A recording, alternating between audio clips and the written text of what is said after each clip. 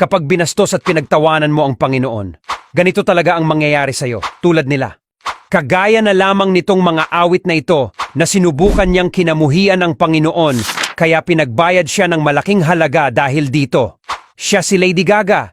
Hindi talaga alam ni Lady Gaga ang mga hangganan.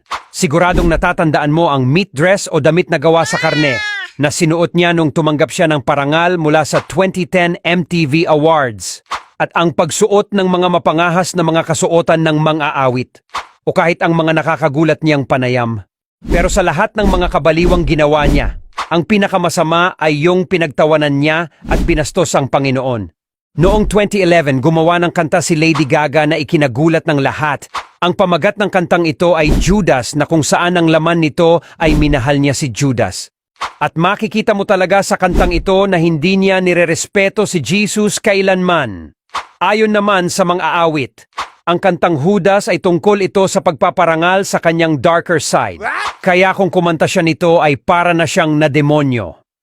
Ang kantang Judas na ito ni Lady Gaga ay binalot ng maraming controversy at of course hindi ito mapapalagpas ng Panginoon. Noong habang nagpe-perform si Lady Gaga at kinanta ang Judas noong 2012 sa New Zealand, ay biglang nangyari ito sa kanya. Siya ay tinamaan ng malakas sa ulo ng isang bakal. Pero tinuloy pa rin ang performance na parang walang nangyari. Pero pagkatapos ng concert ay diretso siya sa hospital upang magpagamot. Sa huli, si Lady Gaga ay pinagbayaran ang ginawa niya sa Panginoon.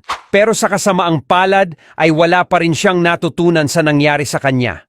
Bagaman inamin niya na naniniwala siya sa Panginoon, patuloy niya pa rin itong pinagtatawanan dahil gusto niya. Kagaya na lamang ng sinabi ng lalaking ito tungkol sa Panginoon na siguradong ikagagalit mo. Siya si Logan Paul, ang isa sa pinakasikat na YouTuber sa buong mundo. Pero ang katotohanan sa likod ng kanyang tagumpay ay ang mga controversies. Sa kanyang kaso ay walang pagkakaiba sa nauna. Naging headline muli si Logan Paul nung pinagtawanan niya ang Panginoon. Ito ay noong nagkaroon sila ng podcast ng kaibigan niya. Nagsalita ang kaibigan niya tungkol sa relihiyon at sinabi nito kung gaano kaimportante sa kanya ang Panginoon sa kanyang buhay. Noong narinig iyon ni Logan Paul ay nagsimula itong nagbigkas ng di kaaya-ayang mga salita. Sabi niya, "Kalokohan lahat yan. Wala namang Panginoon eh. Nagsasayang ka lang ng oras sa religion na yan." Pinahiya ni Logan ang kanyang kaibigan tungkol sa paniniwala sa Panginoon. Pero hindi rin nagtagal. Binigyan siya ng leksyon ng Panginoon. Sa sumunod na podcast ni Logan Paul, inamin nito na kinabukasan pagkatapos ng podcast nila ng kaibigan niya, ay may nararamdaman siya sa kanyang katawan at hindi niya alam kung ano yon. Kaya nagsimula na siyang ma-depress at nahihirapan ng gumawa ng mga videos. At kahit na ang kanyang pag-ibig ay nasira dahil sa nangyari sa kanya. Kaya biglang nasagi sa isip niya ang sinabi sa kanya ng kanyang kaibigan tungkol sa Panginoon. Naiintindihan niya rin na parusa na iyon sa kanya ng Panginoon. Sa kabutihang palad, natutunan ni Logan ang kanyang nagawang pagkakamali at pinagsisihan niya ang kanyang nagawa sa Panginoon. Muling bumalik ang paniniwala ni Logan Paul at mas pinatibay ang connection niya sa Panginoon. Ang lalaking ito naman ang nagsabing mas sikat siya kaysa sa Panginoon. Ang bandang Beatles ang isa sa bandang pinakasikat sa kanilang henerasyon at patuloy pa rin pinakikinggan ang mga awitin nila hanggang ngayon.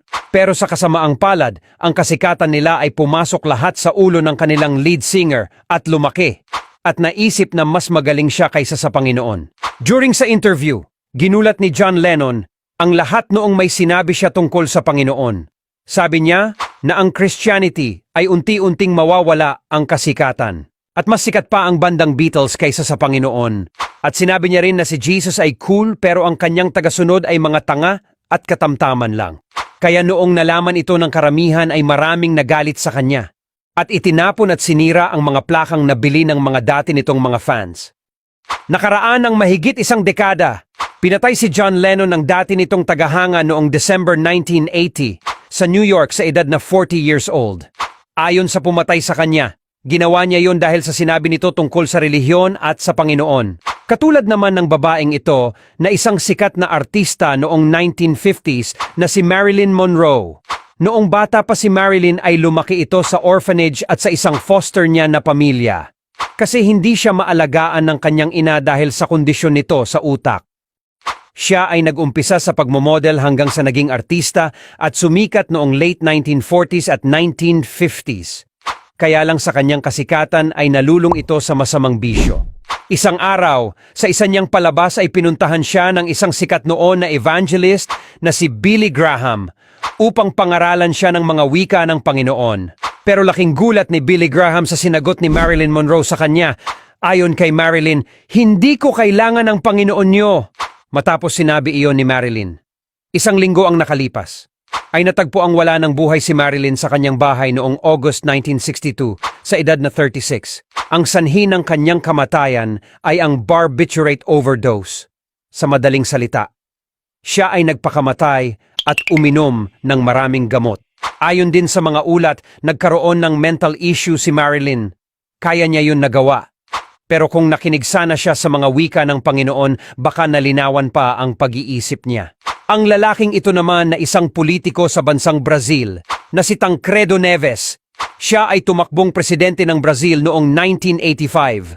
Ngunit ang napakalaking pagkakamali niya ay noong hinamon niya ang Panginoon. Sabi niya sa kanyang campaign rally, kapag nakakuha daw siya ng 500,000 votes, kahit daw ang Panginoon hindi makakapigil sa kanyang pag-upo bilang presidente. Sa kabutihang palad, siya ang nanalo bilang presidente ng Brazil noong January 15, 1985 at sa kasamaang palad, March 14, 1985 ay nagkaroon siya ng malubhang sakit at kinabukasan sana, March 15, 1985 ay uupo na siya bilang presidente.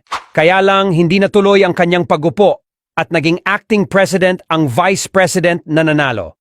April 21, 1985. Namatay si Tancredo Neves dahil sa generalized infection mula sa mga surgeries nito at tuluyan ng naging presidente ng Brazil ang bise nito. At hindi talaga siya nakaupo bilang presidente kahit na isang minuto lang. Huwag mo kasing hamunin ng Panginoon dahil pagbabayaran mo talaga yan ng mahal. Iba naman ang ginawa ng babaeng ito. Siya si Christine Hewitt na isang Jamaican journalist at entertainer. Ayon sa kanya, ang Biblia umano ang pinakamalala sa lahat ng mga librong isinulat. Noong June 2006 ay natagpuan siyang wala ng buhay sa loob ng nasusunog niyang sasakyan. Binastos kasi nila ang Panginoon kaya nawalan tuloy sila ng protection. Talagang masama ang mag-isip na mas magaling ka pa sa Panginoon. Lalong-lalo na ang pagtawanan siya at bastusin. Ayon nga sa Biblia na nakasulat sa Galatia, Kapitulo 6 verse 7 hanggang 8, huwag ninyong akalaing maluluko niyo ang Diyos. Kung ano ang itinanim ng tao, iyon din ang kanyang aanihin. Ang sumusunod sa nasa ng kanyang laman ay mag-aani ng kapahamakan. Ngunit ang sumusunod naman sa Espiritu ay mag-aani ng buhay na walang hanggan. At ayon naman sa Proverbs Kapitulo 22 verse 4, ang paggalang sa Panginoon at pagpapakumbaba ay magdudulot sa iyo ng mahabang buhay, kayamanan at karangalan.